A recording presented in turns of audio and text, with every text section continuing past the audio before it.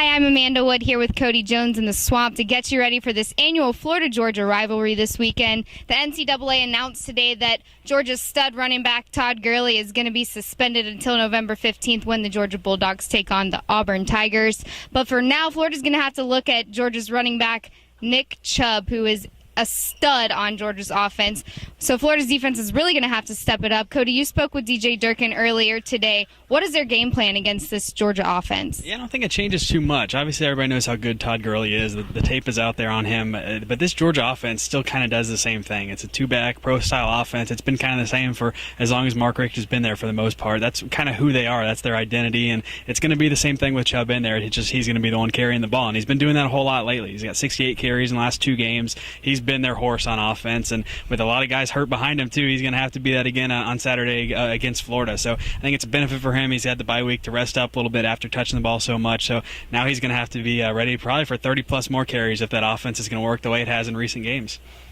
Right now, on the other side of the ball, Florida's starting freshman quarterback Treon Harris. The last freshman quarterback that Florida started against Georgia was Chris Leak in 2003, who's now coaching Florida's wide receivers.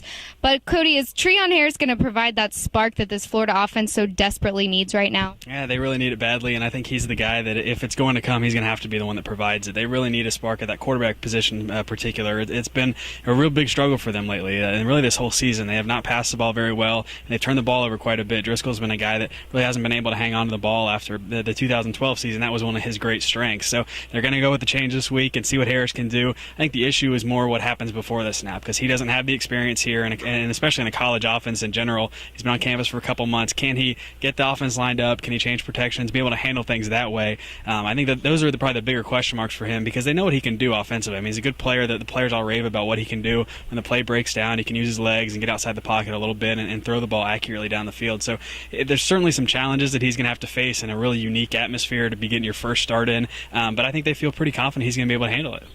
Right now, Florida has a lot riding on the line with this game, this Florida-Georgia game.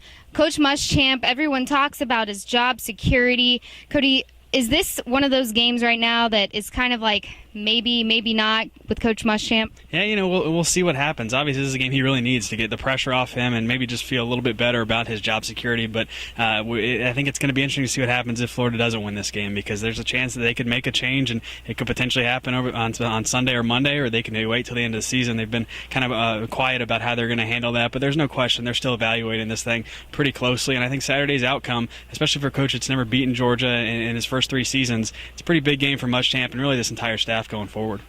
All right, well, we'll see you at Everbank Field after the game on Saturday. Kickoff is at 3:30. Keep it locked right here on FightinGators.com for all your Gator sports updates. For Cody Jones, I'm Amanda Wood.